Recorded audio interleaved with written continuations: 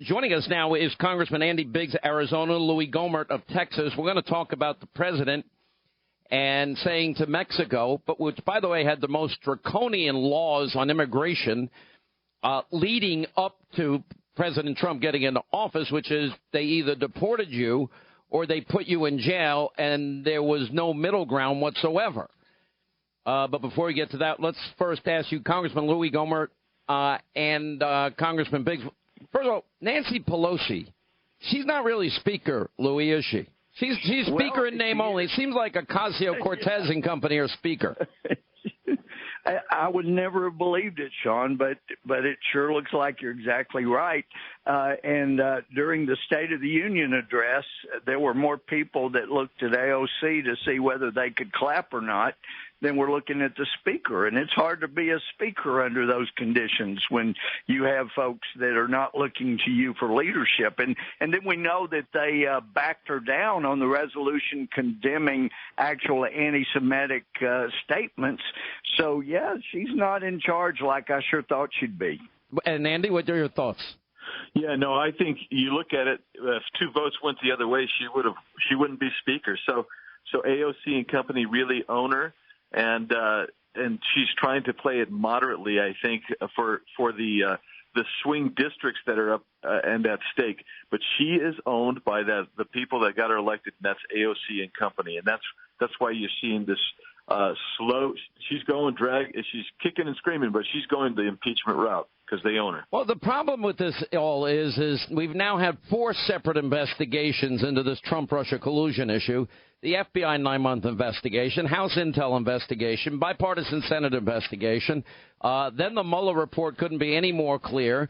And Bob Mueller steps in it big time yesterday, has to send out a corrective note. Oops, everything I said in my press conference was wrong because we never considered the issue of Department of Justice policy as to whether or not to determine or not determine obstruction of justice. And so they've got themselves in a bit of a pickle because the economy is flourishing. The president's keeping his promises. We're stronger abroad. We now have the best job market since 1969, Louie Gohmert, the lowest unemployment for African Americans, Hispanic Americans, Asian Americans, women in the workforce, youth unemployment. And they're not helping at all. So if they have the 5th, the 6th, the 7th, the 8th Russia investigation, we know where it's going to end, nowhere. I got to believe at some point the American people look at this and they're just abusing the president and the power of their office, and they're wasting all of the people's time by not doing anything. Exactly. And, people have a lot of opinions about Speaker Pelosi. She's not stupid, and you can tell she's going into this impeachment thing really kind of scared because she likes being Speaker. She knows what it was to give it up before when they overreached on Obamacare, and she sees impeachment as being an overreach, but she's in between a rock and a hard place. If she doesn't go forward, then they bounce her out as Speaker. And you're right, and under Obama, people need to know, under Obama, for the first time in American history, 95% of the income went to the top 1%. And President Trump comes in, and wow, you talk about share the wealth. That was so much better. It is so much better for people across the country than anything Obama did. So, yeah, he's making the economy better. GDP growth is still continuing at multiples of what Obama did. So things are looking better, and Pelosi is concerned. One, for being let me ask you guys this. By our own people. So when you're in the halls of Congress and you're in the chamber, what are your conversations, if they even exist, like with either Nancy Pelosi or Ocasio-Cortez or Congresswoman Omar? I mean, is there any relationship there at all? No, it's real hard to have a relationship with them. To be frank with you, I don't want to be awful about it, but I mean, they're so far out there. There are other members of the Democratic Conference we can work with on issues that don't make headlines. But I tell you what, this cadre that's in there, they're pretty radical. Very hard to even have a conversation with them. All right, let me go to the border. The president slapping tariffs on Mexico. Already you can see the Mexican government has gotten scared because they're now sending their high-ranking people to Washington to negotiate with the administration. They don't want this.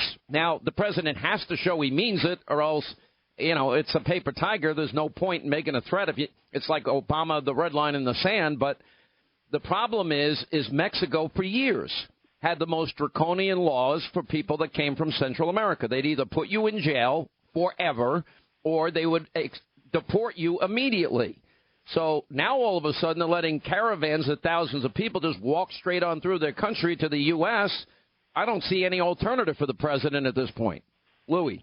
Yeah, he's doing exactly what he needs to. And I've told the president before, I know historically when there's a big tariff war between two countries, usually those two countries don't lose. But he knows the art of the deal, and there is no way I'm voting to take away the leverage he needs to get better deals. And you've reminded me, Sean, some years back I filed a bill that would make our immigration laws mirror those of Mexico. And, of course, people were running for the hills. They didn't want to have immigration laws like Mexico has. Well, if we did that here, that was the funniest thing. I had a fight, Andy Biggs, with then President Vicente Fox, and he refused to recognize that there were illegal immigrants. I said, of course they're illegal. They break the law. They don't respect our laws, our borders, our sovereignty in this country. And he said, no, they are migrants. I said, no, they're illegal immigrants. And it ended up being a classic Kennedy showdown. But at this point, I don't know what other options we have. And the danger is, I think what's happened is Central America and people of Mexico have figured out, billions now have been allocated for the wall. We have 120 new miles of wall and literally hundreds of miles being repaired. Our window of opportunity is closing. Andy, you've lived there your whole life.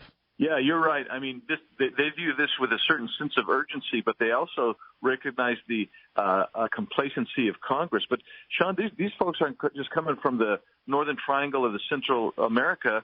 You've got them coming from Congo, from Africa. You've got them coming from China, because the whole world is saying the Congress has done nothing. And I view this as much a threat to the United States Congress as it is to Mexico, because he's given us a couple of weeks. We've got to get in there and act.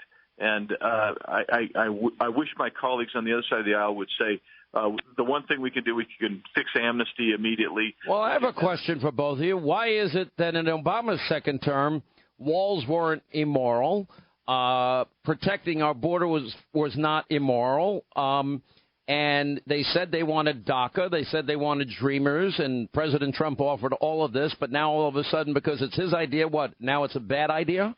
Well, it's still a good idea for him. He just built a 10-foot wall around his home, talking about Obama. And so that's why I said on the House floor, Mr. Obama, you either tear down your wall or start supporting the wall at the border. But let me also say, Sean, any Mexican leader who says they don't want the border secure and they don't want a wall, they're getting money from the drug cartels. Well, listen. If 90% of our heroin is coming across that border, now we have fentanyl on top of it. Then you got human sex trafficking of young girls, teenage girls. Then we've got cartels, gang members, 4,000 homicides in 2 years, 30,000 violent sexual assaults in 2 years, and 100,000 violent assaults in 2 years. I would say that this is now a national security issue. Andy. Yes. Yeah, Sean, you're exactly right. This is a national security issue. It's a humanitarian crisis. You got the opioid epidemic. This is a crisis that people have their head in the sand on if you're on the other side. And the reason that the Democrats don't want to do anything is because they hate this president so badly. They don't want him to have any victories, but they are placing their hatred of Donald Trump over national security, and that we can't allow that to stand. We have got to take action. And so the president's saying, okay, Congress won't help me. This is a national security issue. We're going to take action. And what else would they expect him to do? Well, I don't know what the alternative is.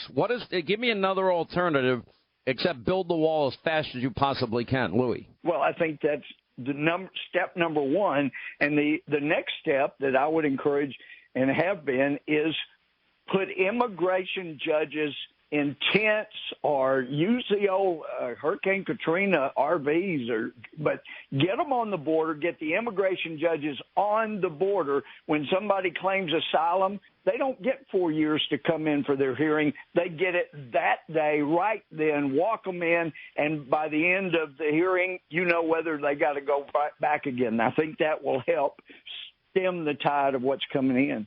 All right, got to take a break. More with Andy Biggs, Louie Gohmert on the other. All right, as we continue, final thoughts. Congressman Louie Gohmert of Texas and Andy Biggs. Do you think this overreach impacts 2020 in this sense?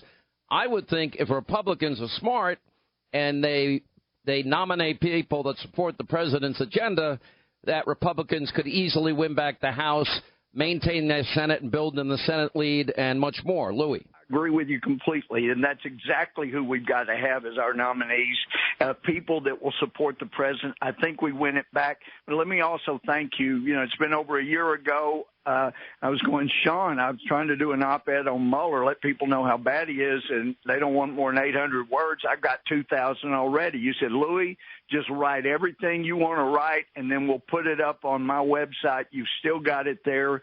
It's a long dissertation on just how bad Mueller is, and I guarantee you he would not have backtracked like he did if Barr had not reminded him, look, I've got witnesses. You said 3 times that you didn't bring up indictment, and it was not because of the rules, and he realized, I've been caught in a lie. This is not a nice guy. He's not an honorable man, and we have got to keep fighting over him. One other thing, I guarantee you, Nadler and Mueller, I bet you anything, they had a deal.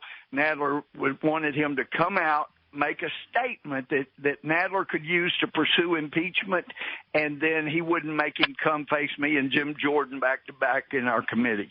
Love to see that moment. Last word, we have 15 seconds. Andy Biggs. Yeah, I think the president wins with or without the impeachment effort. But with the impeachment effort, I think we have a great chance to take back the House in those swing districts. Absolutely. All right, thank you both for being